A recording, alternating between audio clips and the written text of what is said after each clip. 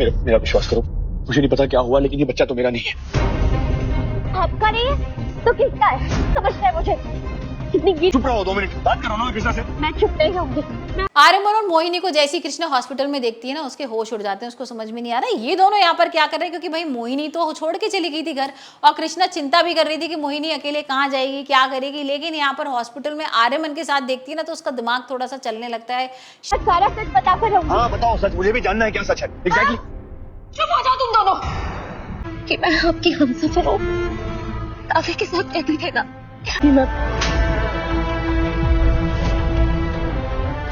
शक करने लगती है और उसको लगता है कि भाई कुछ तो है, क्योंकि ये लड़की जब से आई ना तब से हम लोगों के बीच में लड़ाई झगड़ा शुरू हो गया है और बहुत सारी चीजें अलग अलग हो रही हैं।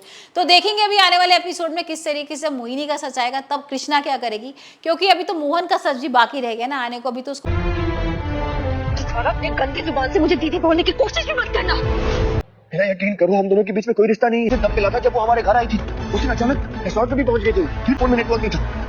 उसके बाद वो वेटर आया, मुझे सौंप दिया उसने, पता नहीं क्या हुआ। लेकिन तो ये भी नहीं पता है कि ये मोहन ही है जिसने ऑपरेशन कराया था, लड़की बन गई है।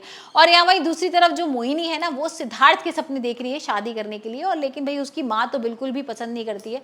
उसकी माँ ने बोल भी दिया था कि भाई मैं तो अपने लड़के के लिए ना कि बड़ा घर कोई लड़की ढूंढ रही हूँ, और मैं ऐसे छोटी वोटी लड़की के संग उसकी शादी नहीं करूंगी।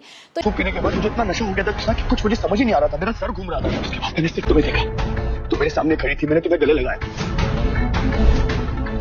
में दर्द हो रहा था, तुमने मेरा सर भी दबाया, लेकिन इतना नशा था कि मुझे उसके बाद कुछ याद नहीं। तो यहाँ पर उसको ये भी है कि भाई शादी भी करनी है। लेकिन अब जैसी कृष्णा उससे हॉस्पिटल में मिलती है तो भाई कृष्णा पूछ ही लेती है कि तुम लोग यहाँ पर कैसे कर रहे हो, और ये आर्यमन तुम्हारे संग क्या कर रहा है। वहीं जब उसको ये और पता लगता है कि भाई ये प्रेग्नेंट है, तो और उसका दिमाग भी खराब हो जाता है और वो पूछ ही लेती है कि ये बताओ ये बच्चा किसका है, तुम्हारी तो शादी नहीं हुई है अभी। तो यहाँ पर वो अपने बॉयफ्रेंड का नाम लेती है। यहाँ पर वो बोलती है कि सुबह उठा, मेरे सर में दर्द हो रहा था, तो मेरे सामने बैठी थी, रो रही थी। उसने मुझे कहानी बताई कि हम दोनों के बीच रात को वो हो गया जो नहीं होना चाहिए। बॉयफ्रेंड का बच्चा है। और यहाँ आर्यमन को बहुत टेंशन हो रही है, क्योंकि आर्यमन का दिमाग तुरंत उस रात पे पहुंच जाता है। और यहाँ उसको लग रहा है कि ऐसा तो नहीं कि भाई ये बच्चा मेरा हो और ये सच्ची हो, कि किसी तरीके से ये बॉयफ्रेंड का ही बच्चा हो। अगर मेरा हुआ तो यहाँ पर बड़ा नाटक हो जाएगा, कृष्णा मुझे हमेशा के लिए छोड़ के चली जाएगी।